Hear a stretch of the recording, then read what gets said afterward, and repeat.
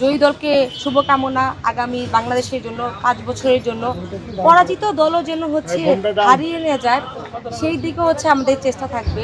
এবং এই যে আমরা দেখলাম গতকাল তারেক রহমান হচ্ছে বিরোধী দলীয় নেতার বাসায় গেল, এনসিপি নেতার বাসায় গেল, এটাই হচ্ছে বাংলাদেশের নতুন রাজনৈতিক যে বন্দোবস্তা, এটা আমরা দেখতে পারি।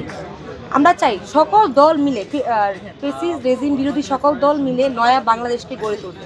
এবং গত 17 বছর যত অত্যাচার নিপীড়ন হয়েছে বাংলাদেশের মানুষদের উপরে, ছাত্র জনতার উপরে, এই সরকার সেই সব কিছুর বিচার করবে। সর্বপ্রথম হাদি হত্যার বিচার করবে।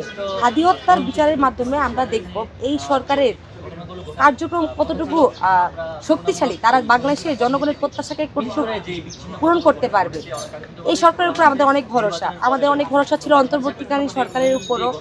তারা কিছু পূরণ করেছে, কিছু পূরণ করেনি, তাদের অবশ্যই সীমাবদ্ধতা ছিল। কিন্তু এই সরকার যেহেতু আমার ভোটে নির্বাচিত, আপনার ভোটে নির্বাচিত, আমি মনে করি এই সরকারের কোনো সীমাবদ্ধতা থাকবে না।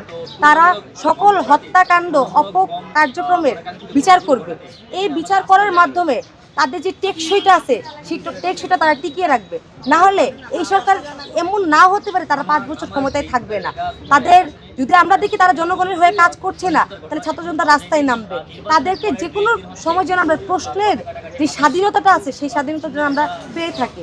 যেই হোক, যেই প্রধানমন্ত্রী হোক, যেই বিরোধী দলের মন্ত্রী হোক, তাকে প্রশ্ন করার স্বাধীনতা থাকতে হবে, যেটা আমরা বিগত 1.5 বছর আমরা পেয়েছি।